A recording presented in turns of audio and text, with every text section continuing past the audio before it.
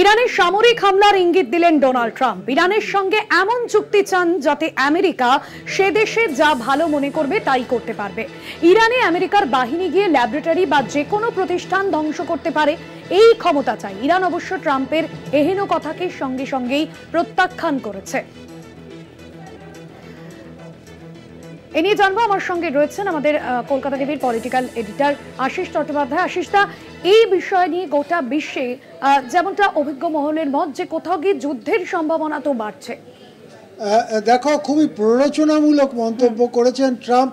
তিনি বলেছেন ইরানকে এমন চুক্তিতে সই করতে হবে যাতে আমাদের বাহিনী গিয়ে ইরানের ভেতরে সব জায়গা দেখতে পারে, ইন্সপেকশন করতে পারে, এবং যখনই দরকার হবে আমরা কোনো ল্যাবরেটরি বা কোনো প্রতিষ্ঠান ধ্বংস করে দেব, তার আগে সেখান থেকে ইরানকে সমস্ত লোকজন বের করে নিতে হবে যাতে কোনো মানুষ নিহত না হন, কিন্তু আমাদের হাতে পুরো ক্ষমতা দিয়ে দিতে হবে। এটা কেবলমাত্র অধীনস্থ কোনো রাজ্য বা দেশের ক্ষেত্রেই এই ভাষা ব্যবহার করা যায়, যেটা ব্যবহার করেছেন ট্রাম্প, এবং সঙ্গে সঙ্গে ইরান সেই কথা প্রত্যাহার করেছে। তবে এই সব কথাবার্তার মধ্যে দিয়ে কিন্তু ইরান এই অঞ্চলে ক্রমাগত যুদ্ধের আশঙ্কা বাড়ছে, এবং সেক্ষেত্রে ইসরায়েল এবং মার্কিন যুক্তরাষ্ট্র মিলিতভাবে ইরান আক্রমণের কথা ভাবছে কিনা সেই প্রশ্ন কিন্তু সামনে চলে এসছে।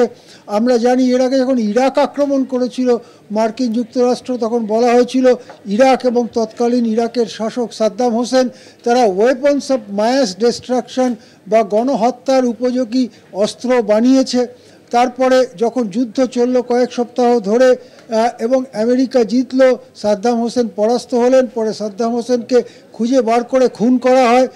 এরপরে কিন্তু আমেরিকা জানাতে বাধ্য হয়েছিল যে তারা তেমন কোনো ওয়েপন্স অফ ম্যাস ডিস্ট্রাকশন খুঁজে পায়নি, এবং এখনও পর্যন্ত আমেরিকা সে ব্যাপারে আর কোনো প্রমাণই দিতে পারেনি কেন তারা ইরাক আক্রমণ করেছিল। এবারেও বলা হচ্ছে ইরান পরমাণু অস্ত্র বানাচ্ছে, কিন্তু ইরান বারবার বলেছে যে আমরা পরমাণু অস্ত্র বানাচ্ছি না, আমরা শান্তিপূর্ণ কাজের জন্য পরমাণু গবেষণা করছি, যেমন বিদ্যুৎ উৎপাদন ইত্যাদি। কিন্তু এই অজুহাতকে সামনে রেখে ইরান কি আক্রমণ করতে চাইছে? ইরানকে কি আক্রমণ করতে চাইছেন ট্রাম্প? বা মার্কিন ইসরায়েল মিলিত কোনো বোঝাপড়া কি হয়েছে? কেননা গাজায় যে অপারেশন গণহত্যা চালাচ্ছে ইসরায়েল, তা প্রায় সম্পূর্ণ হওয়ার পথে। এবার কি তাহলে ইরানকে লক্ষ্য স্থির করেছে ইসরায়েল এবং মার্কিন যুক্তরাষ্ট্র? তাহলে কিন্তু বিশ্বের পক্ষে সেটা খুবই উদ্বেগের ব্যাপার। যুদ্ধ বড় হবে, যুদ্ধ ছড়িয়ে পড়বে।